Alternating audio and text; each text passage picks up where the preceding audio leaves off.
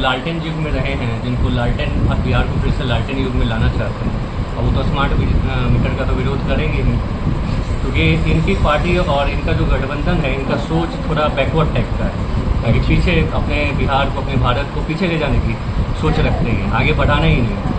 आज के टाइम में स्मार्ट मीटर है, तो स्मार्ट मीटर में क्या होता है, रिचार्ज जितना का कराया मतलब उतना ही आप रिचार्ज करवाते हैं जितना आप यूज करते हैं। तो इसमें क्या है कि आपका तो बचत ही हो रहा है, एक्स्ट्रा कोई यूजेज नहीं है। दूसरी चीज़ ये है कि जैसे स्मार्ट मीटर में कैसे पहले क्या होता है ना, चोरी होती थी बिजली की जी। आप अगर बिजली की चोरी कर रहे हैं, सरकारी संपत्ति है, लेकिन एक तरह से सरकारी संपत्ति तो हमारी। अभी जो है स्मार्ट मीटर को लेकर एक बड़ा एक दिवसीय धरना दिया जा रहा है, इसमें आप क्या कहना चाहेंगे सर? जो लालटेन युग में रहे हैं, जिनको लालटेन बिहार को फिर से लालटेन युग में लाना चाहते हैं, अब वो तो स्मार्ट मीटर का तो विरोध करेंगे ही, क्योंकि इनकी पार्टी और इनका जो गठबंधन है, इनका सोच थोड़ा बैकवर्ड टाइप का है, ताकि पीछे अपने बिहार को, अपने भारत को पीछे ले जाने की सोच रखते हैं, आगे बढ़ाना ही नहीं। आज के टाइम में स्मार्ट मीटर है, तो स्मार्ट मीटर में क्या होता है, रिचार्ज जितना का कराया मतलब उतना ही आप रिचार्ज करवाते हैं जितना आप यूज करते हैं। तो इसमें क्या है कि आपका तो बचत ही हो रहा है, एक्स्ट्रा कोई यूजेज नहीं है। दूसरी चीज़ ये है कि जैसे स्मार्ट मीटर में कैसे पहले क्या होता है ना, चोरी होती थी बिजली की जी। आप अगर बिजली की चोरी कर रहे हैं, सरकारी संपत्ति है, लेकिन एक तरह से सरकारी संपत्ति तो हमारी ही संपत्ति है। आज अगर हम बिजली बिल अपना प्रॉपर भरेंगे तो उसी हिसाब से ना जो हमारे केबल्स वगैरह है जो मेंटेन होंगे। दूसरी बात ये है कि जैसे ये लोग स्मार्ट मीटर का विरोध कर रहे हैं, ये लोग आज डीबीटी है, डायरेक्ट बैंक जो ट्रांसफ़र होता है, बेनिफिट ट्रांसफ़र, जो भी पैसा किसी भी किसान का हो गया, किसान सम्मान निधि हो गया, डायरेक्ट बैंक में आता है जी। आपको याद होगा पी चिदम्बरम जो कि फाइनेंस मिनिस्टर हुआ करते थे हमारे देश के, उन्होंने क्या संसद में बोला था कि आप आधार लागू कर रहे हो, ये यूपीआई लागू कर रहे हो, क्या जो ठेले पे बैठे हुए जो सब्जी बेच रहे होंगे, क्या वो पॉस मशीन लेके बैठेंगे और कार्ड स्वाइप करेंगे, इंटरनेट कनेक्टिविटी कहाँ है? ऐसे क्वेश्चन उन्होंने उस टाइम में किया था। आज के टाइम में देख लीजिए, हर ठेला, हर जगह आपको एक QR कोड मिलेगा, और हम सभी, वो भी जो धरने पे बैठे हुए हैं, वो भी फ़ोन लेके जाते हैं, QR कोड से स्कैन करते हैं और अपना ट्रांसफ़र करते हैं। तो हमें आगे बढ़ना है, स्मार्ट मीटर आगे की चीज़ है। लेकिन इसमें जो खामियां बताई जा रही है कि इनका जो है बिल जो है उठने वाले जो प्रोसेस है काफ़ी अधिक मात्रा में उठता है। कारण क्या है कि जैसे हर घर में अभी सबमर्सिबल मोटर लगा हुआ है, लगभग 1 किलोवाट से 2 किलोवाट के आसपास का उसका यूजेज है। लगभग हर घर में एसी लगा हुआ है, एक एसी का जो यूजेज होता है 2 किलोवाट के आसपास होता है, 1.5 टन का जो हुआ है अराउंड 2 किलोवाट का होता है। तो जब हम कोई भी कनेक्शन लेते हैं ना, अधिकतर लोग जो कनेक्शन लेते हैं वो 1 किलोवाट का लेते हैं, तो उसमें क्या होना है, ये पेनल्टी चार्जेस जुड़ जाते हैं कि आप ज़्यादा यूजेज कर रहे हैं वाट का, और आप जो कनेक्शन ले रखा है वो आपने कम वाट का कनेक्शन ले रखा है, इस सब वजह से पेनल्टी वगैरह। तो इसके लिए क्या है ना कि जो हमारा जो बिजली विभाग है, उनको लोगों के बीच में जागरूकता फैलाना चाहिए कि जो आप जितना यूजेज है आपके घर का, जैसे मेरे क्लिनिक में एक एसी है, तो यहाँ पे जो लोड है मेरा अराउंड 3 किलोवाट का है, तो मैंने कनेक्शन 3 किलोवाट का, मेरा भी था ना पहले 1 किलोवाट का था, तो क्या होता है पेनल्टी जुड़ के आ रहा था। तो मैं गया बिजली ऑफिस में पूछा, तो उन्होंने बताया कि आपका जो लोड है वो ज़्यादा है, इसलिए आपको पेनल्टी लग रहा है। तो मैंने अपने मीटर का लोड बढ़ाया, उसके बाद मेरा फिर जो चार्ज होना चाहिए वो आ रहा है। ये समझने की बात है, आपको इसको समझाना चाहिए। कुछ लोगों का कहना है कि बंद रहने के बाद भी बिल उठता है, इसका क्या कारण बताते हैं आप?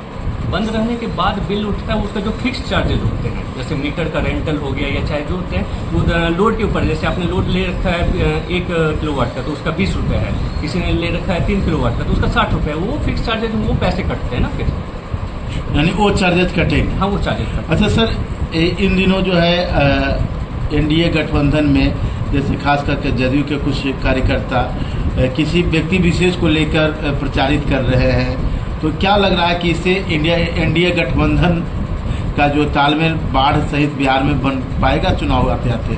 देखिए, एक आध और एक सीट या एक आध कैंडिडेट को लेकर तो ऐसा नहीं है गठबंधन खराब हो जाएगा, ये तो सारी चीज़ें ऊपर तय होती हैं। यहाँ जितने भी हैं लोग उछलते कूदते रहे, उससे कोई मतलब नहीं बनता है ना।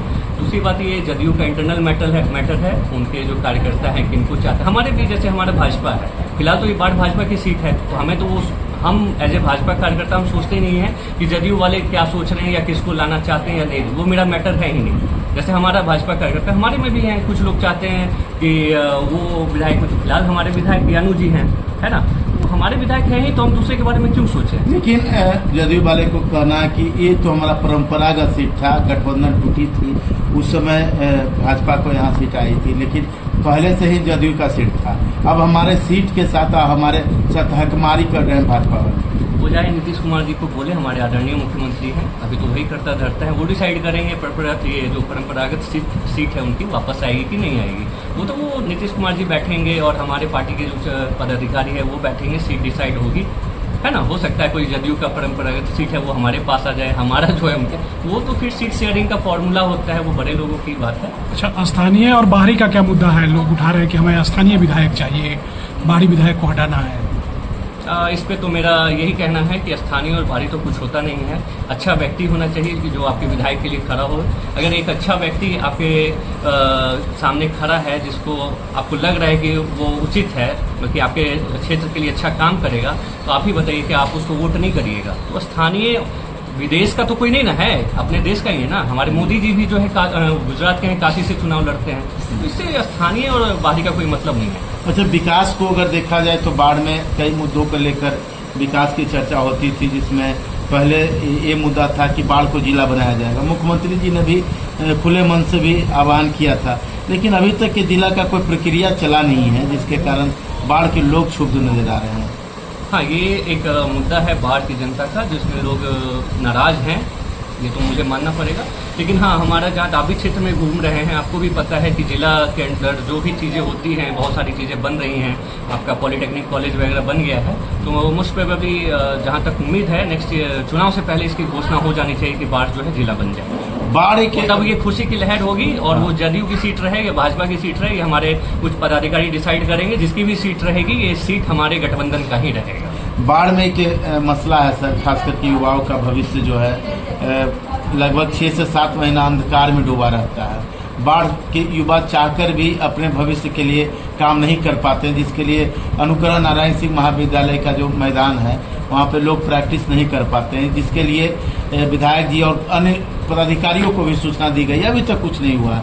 क्या आप कहना चाहेंगे इस पर सर? देखिए, अनुग्रह नारायण सिंह जो कॉलेज का जो ग्राउंड है, वो जो बाकी स्पोर्ट्स फैसिलिटी है, मेरा तो ये कहना होगा कि ये इस फील्ड के लिए नहीं, हमें चाहिए एक प्रॉपर स्पोर्ट्स कॉम्प्लेक्स चाहिए हमारे बाढ़ में। तो हमें उस चीज़ के लिए मांग करना चाहिए, और हम उम्मीद करते हैं कि आगे के समय में ये कोई छोटा मोटा तो चीज़ है नहीं, आगे के टाइम में ऐसा हमारे क्योंकि जिला बनेगा उसके बाद ये सारी चीज़ें होनी चाहिए। क्योंकि आप उस कॉलेज में क्या बैडमिंटन का है कोर्ट? नहीं है ना। तो सिर्फ वो दौड़ने के लिए एक ठीक है, एक छोटा सा मैदान है, क्योंकि मैं बेगूसराय में रहा हूँ, जीडी कॉलेज का भी आप मैदान देखे होंगे, बहुत बड़ा है, ठीक है ना, और वहाँ गांधी मैदान भी है, बहुत सारे। तो ऐसा कोई एक प्रॉपर होना चाहिए, स्पोर्ट कॉम्प्लेक्स का मांग करना चाहिए ना।